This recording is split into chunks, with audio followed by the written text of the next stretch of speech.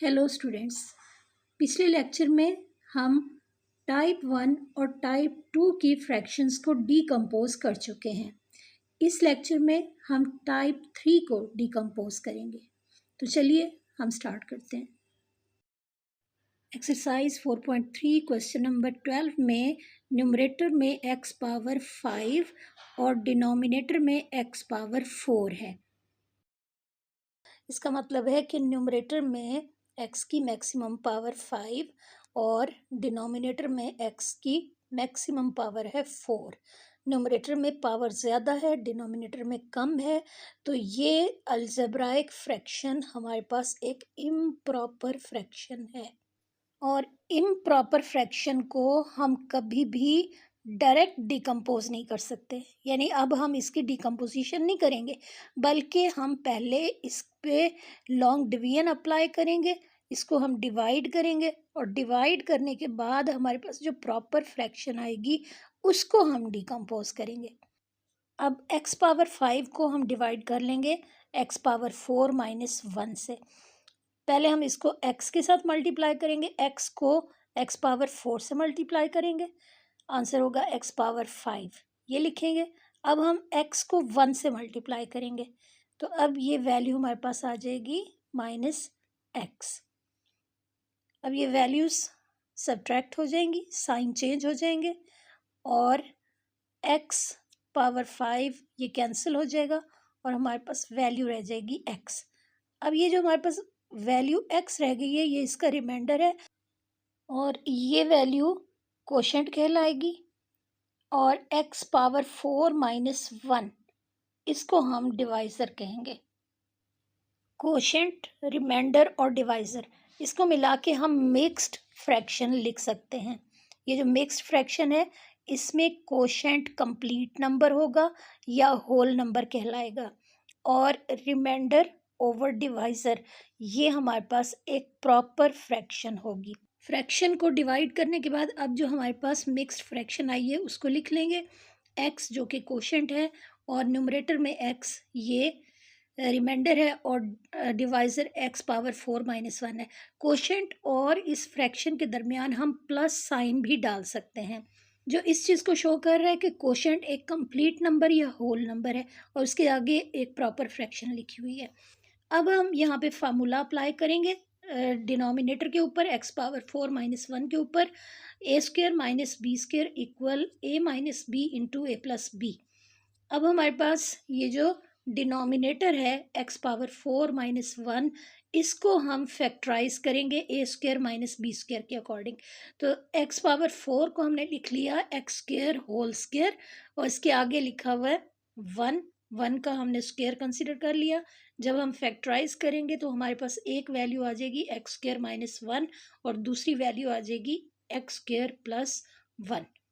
अब ये जो x स्क्र माइनस 1 है इसके ऊपर एक दफ़ा फिर हम यही फार्मूला अप्लाई करते हैं a square minus B square, तो हमारे पास आंसर होगा x minus 1 into X plus 1।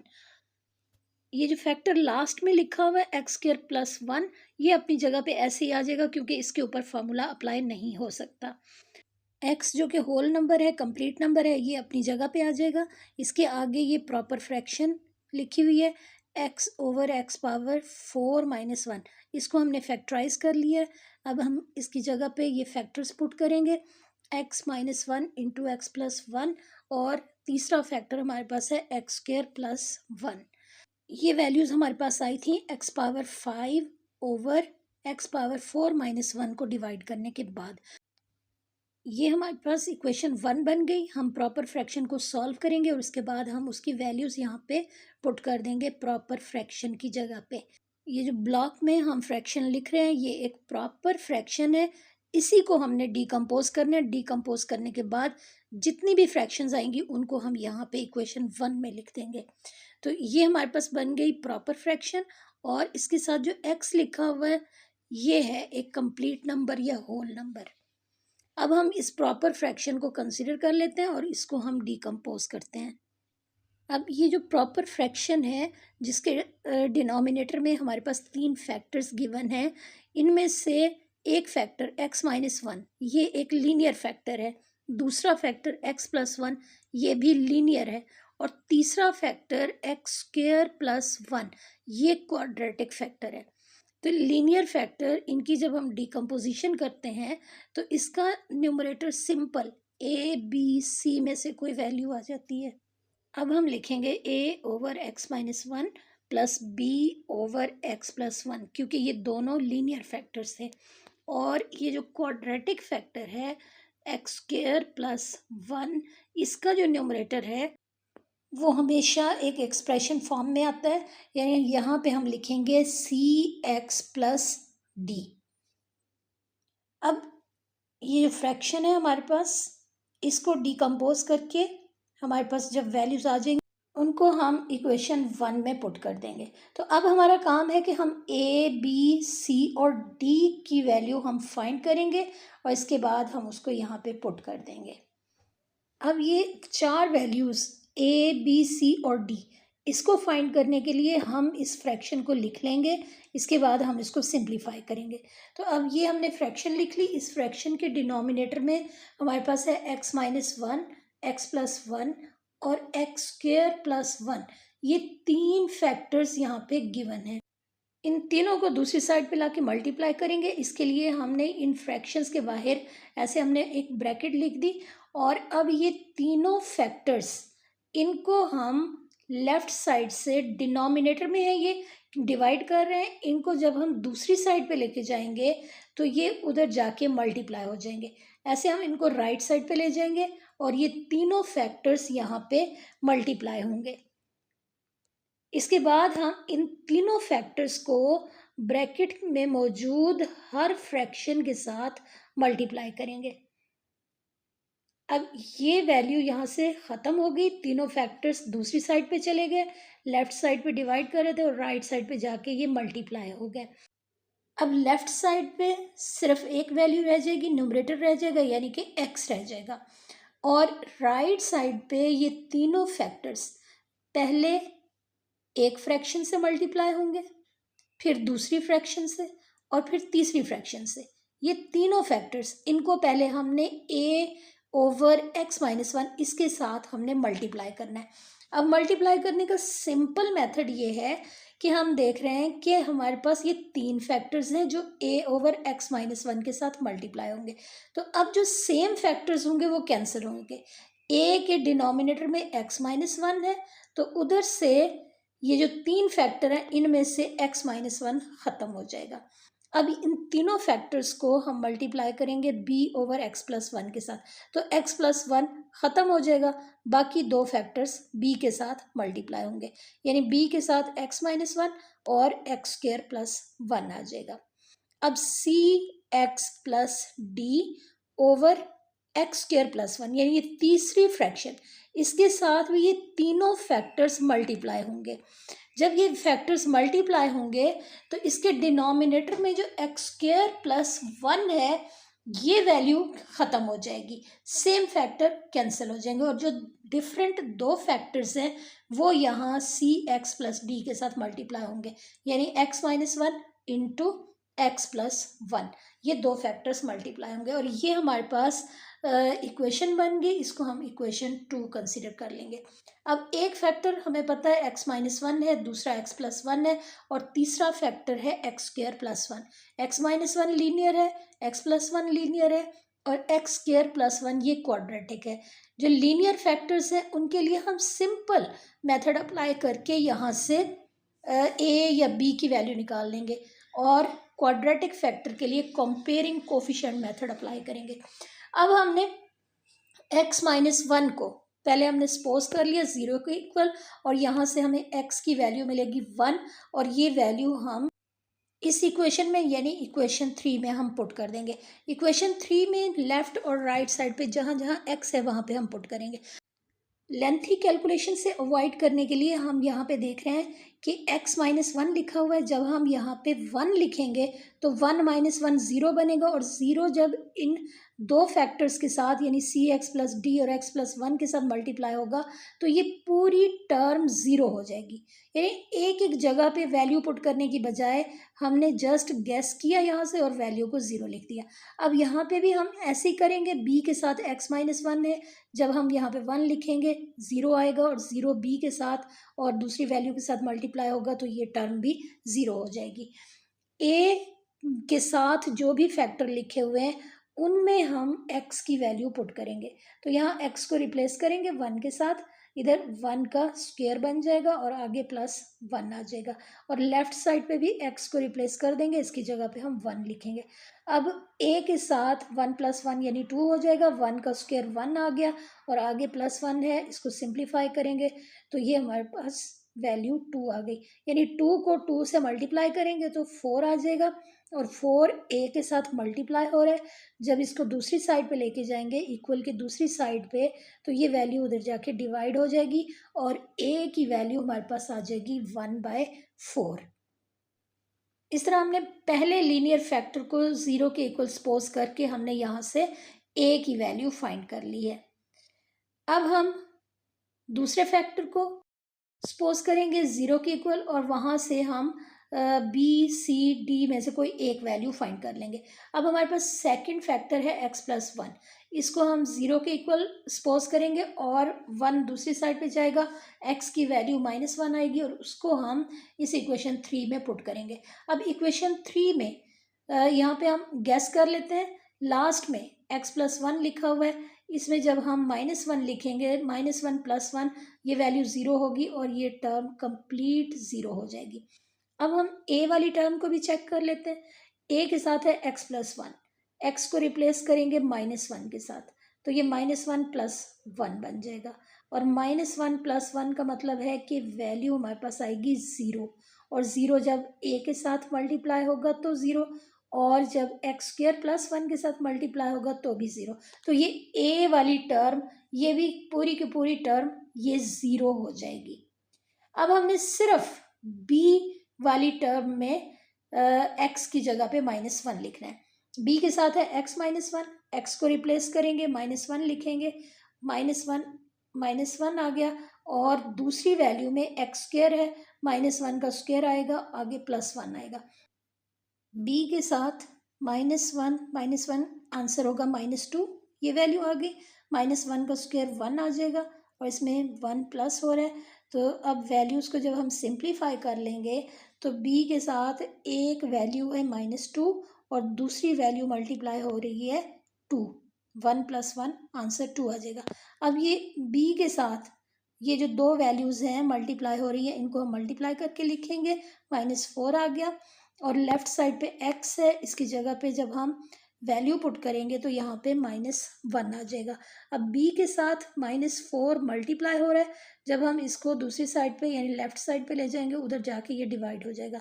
अब माइनस न्यूमरेटर में है, डिनोमिनेटर में कैंसिल हो गया और b की वैल्यू हमारे पास आ गई 1/4। अब ये दो वैल्यूज़ हमने फाइंड कर ली हैं, बाकी की दो वैल्यूज़ यानी c और d की वैल्यू फाइंड करने के लिए हमें हर सूरत में कंपेयरिंग कोफिशिएंट मेथड अप्लाई करना पड़ेगा। तो इसके लिए हमने इक्वेशन थ्री को दोबारा से लिख लिया है। अब हम इस इक्वेशन को सिंप्लीफाई करेंगे और सिंप्लीफाई करने के बाद जो इक्वेशन हमारे पास बनेगी उसको हम लेफ़्ट साइड से राइट साइड से हम कंपेयर करेंगे। ए के साथ दो फैक्टर्स हैं X plus one into X square plus one, इन दोनों को मल्टीप्लाई करके हम यहाँ पे लिख देंगे। वैल्यू हमारे पास आ जाएगी x cube plus x square plus one. ये हमने सिंपल मल्टीप्लिकेशन करके यहाँ पे वैल्यू लिख दी है। अब बी के साथ है x minus one into X square plus one, इसको भी हम मल्टीप्लाई कर लेंगे, हमारे पास आंसर आएगा x cube plus x minus x square minus one. अब सी एक्स प्लस डी, इसको हमने एज इट इज़ लिखा, x minus one into X plus one, इसको मल्टीप्लाई करेंगे तो एक्स स्क्र माइनस वन आ जाएगा। अब ए को हमने ब्रैकेट के अंदर मौजूद हर रकम के साथ मल्टीप्लाई कर दिया तो ये बन जाएगा ए एक्स क्यूब प्लस ए एक्स स्क्र प्लस ए। अब हम b को भी ब्रैकेट में मौजूद हर टर्म के साथ मल्टीप्लाई करके लिख देंगे। इसके बाद ये last value C x plus D, इसको हमने मल्टीप्लाई करना। सी एक्स को एक्स स्क्वायर से मल्टीप्लाई करेंगे तो सी एक्स क्यूब आएगा, फिर सी एक्स को 1 से मल्टीप्लाई किया माइनस सी एक्स आ गया। अब डी को एक्स स्क्वायर से मल्टीप्लाई करेंगे तो डी एक्स स्क्वायर आ गया, और फिर डी को हम -1 से मल्टीप्लाई करेंगे तो माइनस डी, ये वैल्यू आ जाएगी। अब इन तमाम वैल्यूज़ को एक तरतीब से लिखने की ज़रूरत है, यानी इसको अब हम अरेंज कर लेंगे। सबसे पहले हम देखेंगे कि मैक्सिमम पावर क्या है। तो हमारे पास एक्स क्यूब, ये मैक्सिमम पावर है। हमारे पास जहाँ जहाँ पे एक्स क्यूब वाली टर्म्स हैं उनको हम एक ब्रैकेट में इकट्ठा कर लेंगे, यानी A X cube plus B X cube plus C X cube, इसको हम एक ब्रैकेट में लिख लेंगे। इसके बाद एक्स स्क्वायर वाली तमाम टर्म्स को एक ब्रैकेट में लिखेंगे। अब हमारे पास ए एक्स स्क्वायर, एक वैल्यू ये है, दूसरी वैल्यू है माइनस बी एक्स स्क्वायर, इसको लिख लेंगे, और प्लस डी एक्स स्क्वायर, ये वैल्यू एक्स स्क्वायर वाली है, इसको भी हमने ब्रैकेट में लिख दिया। इसके बाद हमने एक्स वाली टर्म्स को एक ब्रैकेट में लिखना है। अब एक्स वाली टर्म्स में एक वैल्यू है ए एक्स, दूसरी है बी एक्स और तीसरी है माइनस सी एक्स, इसको हम ब्रैकेट में लिख लेंगे, A X plus B X minus C X, ये वैल्यूज़ आ गई। अब लास्ट में हमने कांस्टेंट वैल्यूज़ को लिखना है, यानी ऐसी वैल्यूज़ जिनके साथ कोई एक्स या एक्स स्क्वायर एक्स क्यूब नहीं है। तो अब एक वैल्यू हमारे पास है ए, दूसरी वैल्यू है माइनस बी और तीसरी वैल्यू हमारे पास है माइनस डी। अब ये फर्स्ट ब्रैकेट, इसमें हमें एक्स क्यूब कॉमन नज़र आ रहा है, इसको बाहर निकाल देंगे। अब ब्रैकेट में रह जाएगा ए प्लस बी प्लस सी, और एक्स क्यूब को हमने ब्रैकेट के बाहर लिख दिया। अगली ब्रैकेट में एक्स स्क्वायर कॉमन है, इसको हम बाहर निकाल देंगे, और थर्ड ब्रैकेट में हमारे पास एक्स कॉमन है, इसको भी हम बाहर निकाल देंगे। और जो लास्ट टर्म है इसको हम इसी तरह लिखेंगे, ये कांस्टेंट वैल्यूज़ हैं इसमें, तो यहाँ पे हम इस टर्म को लिख देंगे। और ये जो इक्वेशन हमारे पास बन गई है ये बिल्कुल सिंपलेस्ट है, इसमें वैल्यूज़ भी बहुत तरतीब से लिखी हुई है, हमारे लिए कोफिशिएंट्स को कंपेयर करना आसान हो जाएगा। तो अब ये वाली जो इक्वेशन है इसमें लेफ़्ट साइड और राइट साइड पे हमने सेम पावर्स को कंपेयर करना है। एक्स की मैक्सिमम पावर से हमने स्टार्ट करना है, तो मैक्सिमम पावर है एक्स क्यूब, फिर एक्स स्क्वायर, फिर एक्स, और इसके बाद लास्ट में कांस्टेंट है। तो अब ये जो लेफ़्ट साइड या राइट साइड है इसमें हमने देखना है, ये जो इक्वेशन 4 है इसकी जो राइट साइड है इसमें एक्स क्यूब के साथ ए प्लस बी प्लस सी है, और लेफ़्ट साइड पे कोई भी एक्स क्यूब मौजूद नहीं है। तो एक्स क्यूब का कोफिशिएंट राइट साइड पे ए प्लस बी प्लस सी है, इसको हमने 0 के बराबर रखा। एक्स स्क्वायर का जो कोफिशिएंट है ए माइनस बी प्लस डी, इसको भी हम 0 के बराबर रखेंगे क्योंकि दूसरी साइड पे कोई भी एक्स स्क्वायर वाली टर्म नहीं है। अब एक्स वाली टर्म, इसका जो कोफिशिएंट है ए प्लस बी प्लस सी, ये कोफिशिएंट वैल्यू जो कि एक्स के साथ मल्टीप्लाई हो रही है, दूसरी साइड पे एक्स के साथ मल्टीप्लाई हो रहा है 1, तो ये 1 के बराबर आ जाएगी। अब ऐसे ही ये जो कांस्टेंट है, कांस्टेंट टर्म, इसको हम लिखेंगे, राइट साइड से लेंगे ये वैल्यू, और लेफ़्ट साइड पे कोई भी कांस्टेंट नहीं है, तो ये वैल्यू भी 0 के बराबर आ गई। अब ये जो फर्स्ट पार्ट है इसमें हम ए और बी की वैल्यू पुट कर देंगे। ए की वैल्यू 1/4 है, बी की वैल्यू भी हमारे पास 1/4 है, ये लिख देंगे। इसके बाद 1/4 प्लस 1/4 इसको सॉल्व करेंगे, आंसर 2/4 आ जाएगा, और इसमें हम ये प्लस सी अपनी जगह पे आ जाएगा, वैल्यूज़ को हमने कैंसिल कर दिया, और इसके बाद 1/2 प्लस सी आएगा, 1/2 को दूसरी साइड पे ले जाएंगे और ये वैल्यू नेगेटिव आ जाएगी, और सी की वैल्यू हमारे पास -1/2 आ गई। अब डी की वैल्यू फाइंड करने के लिए हम इस सेकंड पार्ट में भी वैल्यूज़ पुट कर सकते हैं। ए की जगह पे हमने इसकी वैल्यू पुट कर दी, बी की जगह पे, और ये दोनों वैल्यूज़ कैंसिल हो गई और डी की वैल्यू हमारे पास 0 आ गई। अब हमारी रिक्वायर्ड वैल्यूज़ हमारे पास आ चुकी हैं, इसलिए बाकी 2 पार्ट्स उनको हम ऐसे ही छोड़ देंगे। अब हम इक्वेशन 2 लिख लेंगे और इस इक्वेशन 2 में हम ए बी सी और डी की जगह पे वो वैल्यूज़ पुट करेंगे जो हमने अभी अभी फाइंड आउट की हैं। ए की वैल्यू 1/4 है, बी की वैल्यू भी 1/4 है, सी की वैल्यू हमारे पास -1/2 है, इसको पुट कर देंगे और डी की जगह पे इसकी वैल्यू यानी 0 हम लिख देंगे। सिंपल हमने यहाँ पे ए बी सी और डी की वैल्यू पुट की है। अब 1/4 ओवर x-1 है, ये 4 डिनोमिनेटर में आ जाएगा, x-1 के साथ मल्टीप्लाई होगा। सेम यही प्रोसेस अगली फ्रैक्शन पे होगा, इसमें भी 4 नीचे आएगा और नीचे फैक्टर के साथ मल्टीप्लाई हो जाएगा। माइनस साइन बाहर प्लस के साथ मल्टीप्लाई होगा, दरमियान में माइनस साइन आएगा और ये जो 2 है ये नीचे डिनोमिनेटर के साथ मल्टीप्लाई होगा फैक्टर के साथ, यानी x² + 1 के साथ। और ये हमारी प्रॉपर फ्रैक्शन आ गई जिसको हमने डिकम्पोज करना था। अब इस प्रॉपर फ्रैक्शन को हम पुट कर देंगे इक्वेशन 1 में। इक्वेशन 1 में हमने इम्प्रॉपर फ्रैक्शन को डिवाइड करने के बाद एक होल नंबर और दूसरा हमने प्रॉपर फ्रैक्शन हमने फाइंड की थी।